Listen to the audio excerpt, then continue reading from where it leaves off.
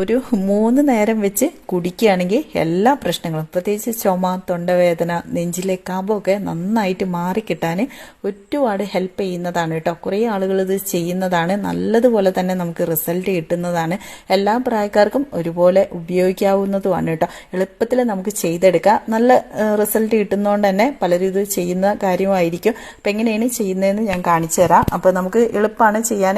ചെറുനാരങ്ങ ഉണ്ടല്ലോ, ചെറുനാരങ്ങ നമുക്ക് തൊലി കളയാതെ ചെറിയ കഷ്ണങ്ങളാക്കി എടുക്കുക. അതിലേക്ക് ഇഞ്ചി ഒരു വലിയ കഷ്ണം ചതച്ചതും, അതുപോലെ വെളുത്തുള്ളി ഒരു 4 വെളുത്തുള്ളി ചതച്ചതും, പിന്നെ കുറച്ച് നമ്മുടെ മഞ്ഞൾപ്പൊടി, കുറച്ച് കുരുമുളക് പൊടിയും ചേർത്തിട്ട് വെള്ളം ഒഴിച്ച് നമ്മൾ നല്ലതുപോലെ അങ്ങ് വെട്ടി തിളപ്പിക്കാനായിട്ടോ. അപ്പോൾ ആ 1 ഗ്ലാസ് വെള്ളം നമുക്കൊരു 3/4 ഗ്ലാസ് വെള്ളം ആവുന്നത് പോലെ തന്നെ തിളപ്പിക്കുക. അപ്പോൾ നന്നായിട്ട് അങ്ങ് തിളച്ച് വന്നതിന് ശേഷം നമ്മളിതാ ചൂടൊക്കെ ഒരിച്ചിരി കുറയുമ്പോൾ ഒരു ഇളം ചൂടിൽ കുടിക്കാവും കുറച്ചും കൂടി നല്ലത്.